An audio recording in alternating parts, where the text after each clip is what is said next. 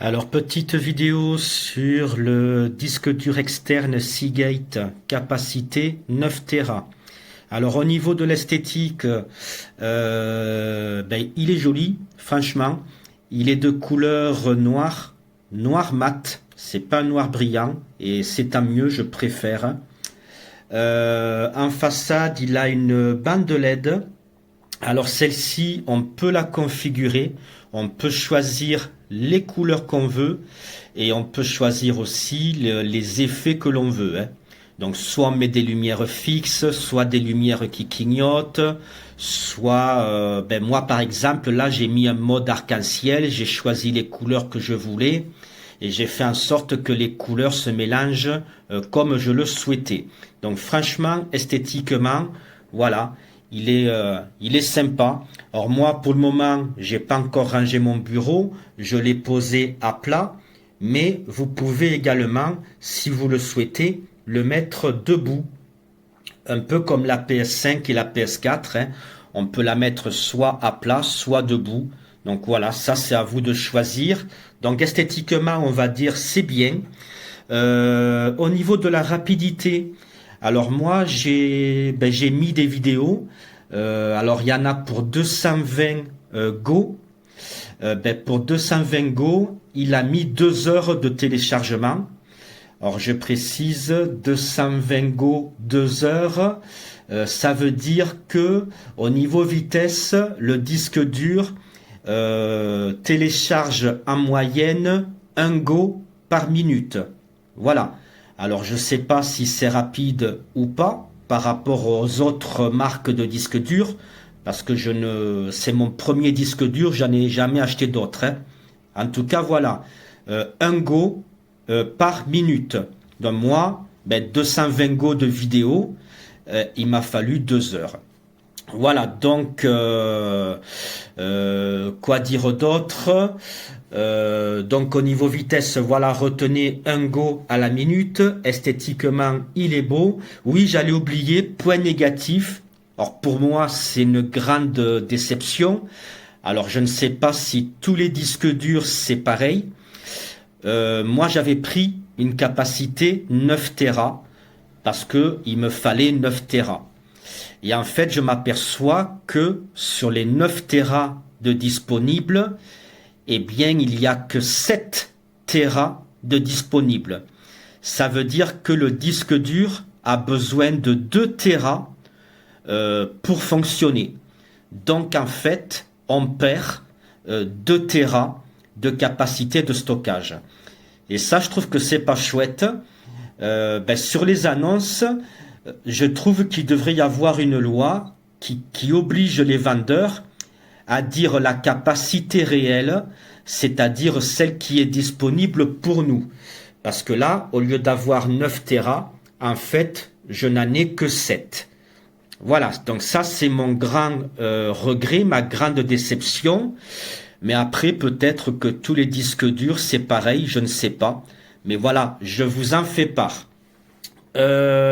Ensuite, donc, il faudra que vous téléchargiez une application pour le faire fonctionner. Alors, c'est l'application Seagate, voilà, qui est juste ici.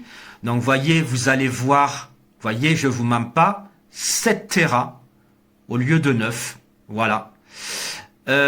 Ici, le petit truc vert, ça correspond aux 220 Go de vidéo que j'ai installé.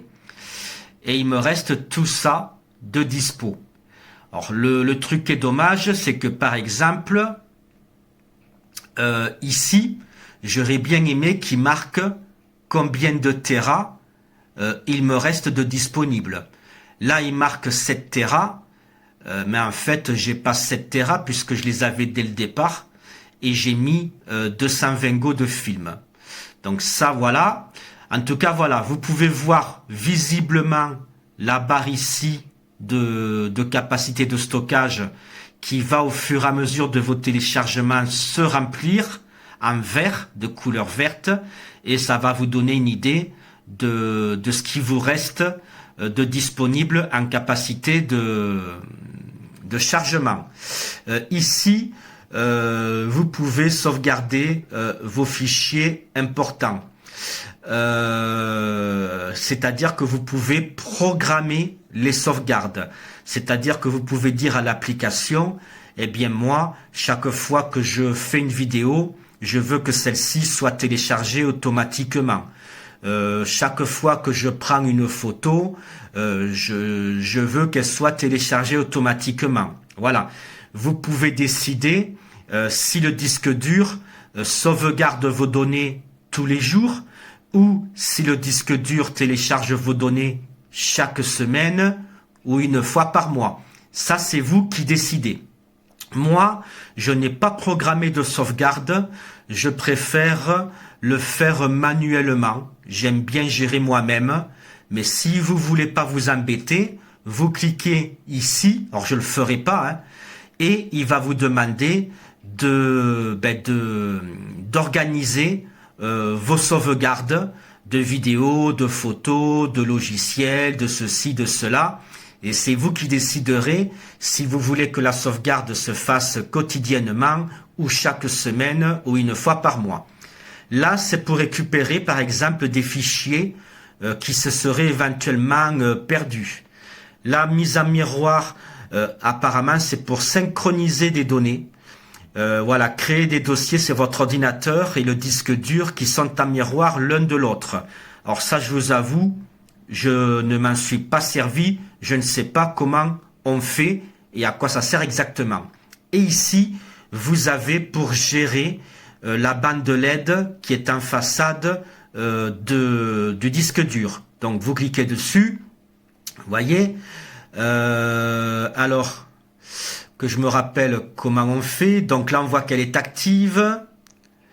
Je crois que c'est ici qu'il faut cliquer. Voilà. Donc, vous voyez, je fais marche arrière.